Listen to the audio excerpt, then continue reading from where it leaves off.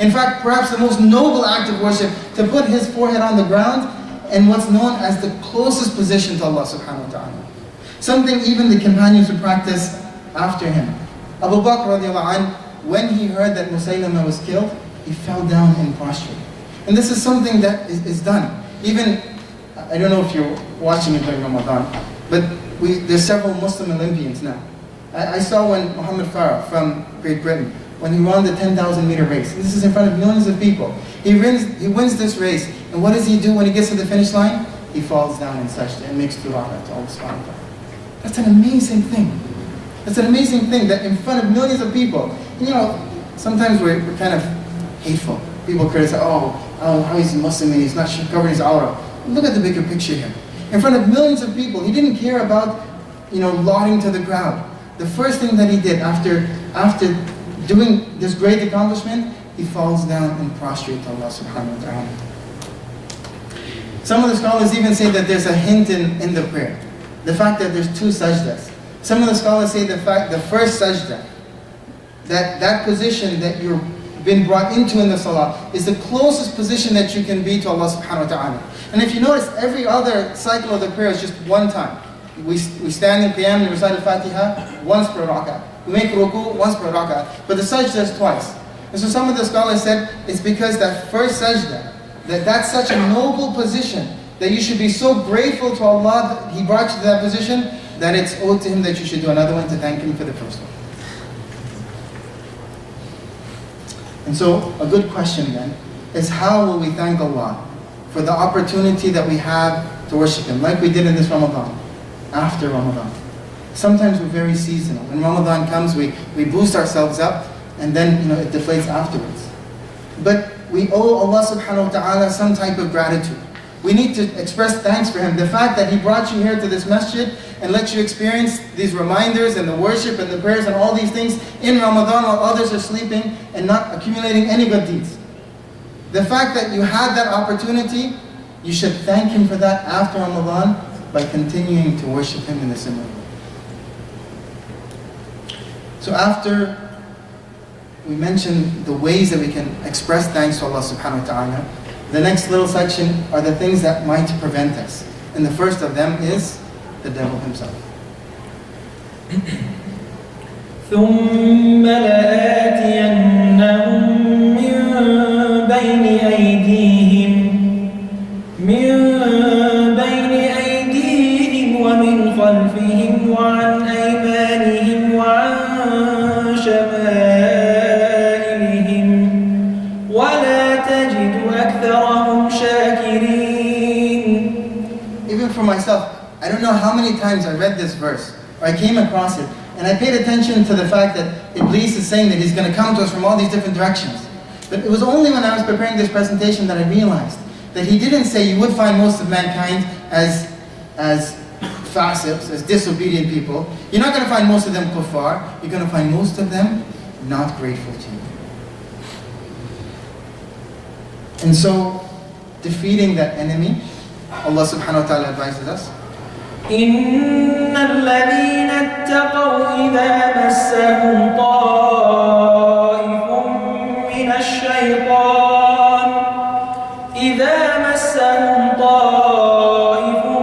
من الشيطان تذكروا فإذا هم مبصرون. Verily those who are pious, who have taqwa, when an evil thought comes to them from shaitan, they remember Allah and then they see clearly.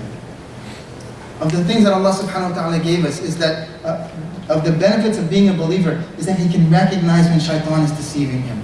When shaitan is coming and deluding you and drawing you away from Allah subhanahu wa ta'ala.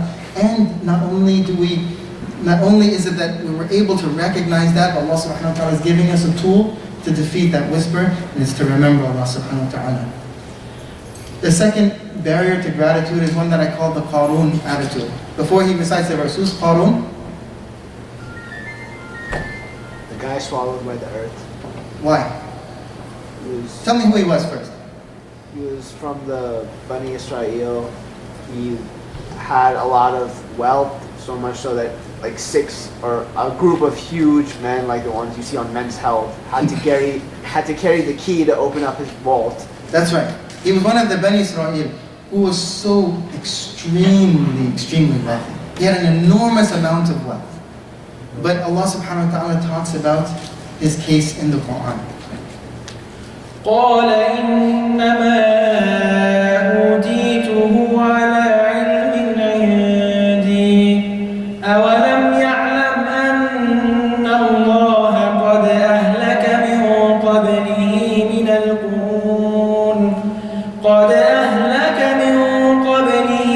القرون من هو أشد منه قوة وأكثر جمعا ولا يسأل عن ذنوبهم المجرمون. The relevant part to us is the beginning of the verse. Qarun's attitude was, like his major flaws is that he was crediting himself for the fact that he had all this wealth. It was because of his knowledge, his intelligence. And so now I think you can appreciate how many people fall into that same attitude, that they give themselves credit for the things that they have. You're probably wondering why I have a symbol of Bart Simpson on it. So it's an interesting thing I found researching this. In one of the episodes, I didn't see this, I just came across it. When Bart Simpson was asked to say a prayer at the dinner table, he had this to say: "Dear God, we pay for all this ourselves, so thanks for nothing." So it's the same attitude, that we feel sometimes like it's to our own credit, our hard work, our intelligence. That's why we have what we have, and as a result, that prevents us from giving due thanks to Allah subhanahu wa ta'ala. But there is, again, a way to defeat this feeling. أيها الناس أنتم الفقراء إلى الله والله هو الغني الحميد. Allah subhanahu wa ta'ala reminds us of the reality of things. That we, in front of Allah subhanahu wa ta'ala, are all poor. We're all completely dependent on Allah subhanahu wa ta'ala, and He is the one who provides everything to us. Just knowing that reality, inshallah, will prevent us from that negative attitude. The third enemy is material overload. And this is something a little bit more contemporary, especially for like our generations, where the Muslim families especially have an increased level of wealth. And as a result, our kids, my generation even, we experience a tremendous amount more of material things than before. And this one really, to be honest with you, it was because of an incident with my son that motivated me to generate this talk. This was actually last Eid. And so, he's getting gifts from us, from his parents, and then he's got a bunch of uncles and grandparents. So my son's getting all these gifts from different places. What I noticed with him is that after a while, he wasn't really like showing very good appreciation. I mean, it was almost like if it wasn't as nice of a gift, he's like, right? Like that kind of attitude. And we thought about it, it really hurt a little bit. I mean, it was to the extent that we took everything away, and he wasn't going to get any of the gifts until he called each person who gave him a gift and thanked him for it. So my brothers were getting these random phone calls, and Zubi's like, thank you for such and such. But that is something that was sanctioned by Allah subhanahu wa ta'ala to do. ووصينا الإنسان بوالديه حملته أمه وهنا على وهن وفصاله في عامين أن اشكر لي ولوالديك إلي المصير. And we've enjoined on man to be good to his parents. His mother bore him in weakness and hardship upon weakness and hardship. And his weaning is in 2 years. Give thanks to me and to your parents. And unto me is the final destination. Here Allah subhanahu wa ta'ala, there's a variation of the instruction. For all the others that we looked at so far, Allah subhanahu wa ta'ala is telling us to give thanks to who? To Him. Here Allah subhanahu wa ta'ala is also telling us to teach our children to give thanks to even us as parents. You all know this famous hadith of the Prophet ﷺ. Whoever does not thank people does not thank Allah. And so, I could give you the advice, well, don't spoil your children that much. I don't know how realistic advice that is. It's definitely a good thing to not overwhelm them with all of these material things. At the very least, we must teach our children to express gratitude. That's something that Allah subhanahu wa ta'ala commanded us to do to our children. So, last couple of points, just a little bit of extra motivation of the benefits of being grateful. One, just from a secular, even like a non-Muslim perspective. This was excerpted from an article called Gratitude is Attitude. there's an institute, believe it or not, called the Science of Meaningful Life. So Berkeley Institute has this institute that tries to make people find happiness. For us as Muslims, alhamdulillah, we have the sources from over a millennium ago. But it's interesting to see what they have to say. In that article, they said that grateful people, they sleep better, they're more joyful and kind, they're more enthusiastic, they're more helpful, they're more determined. In general, if you're thankful, you're more happy.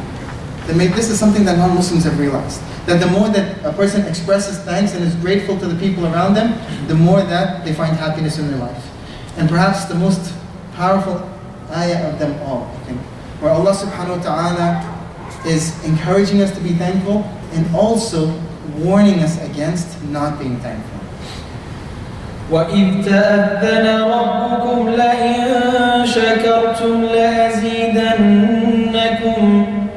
وَلَئِن كَفَرْتُمْ إِنَّ عَذَابِي لَشَدِيدٌ.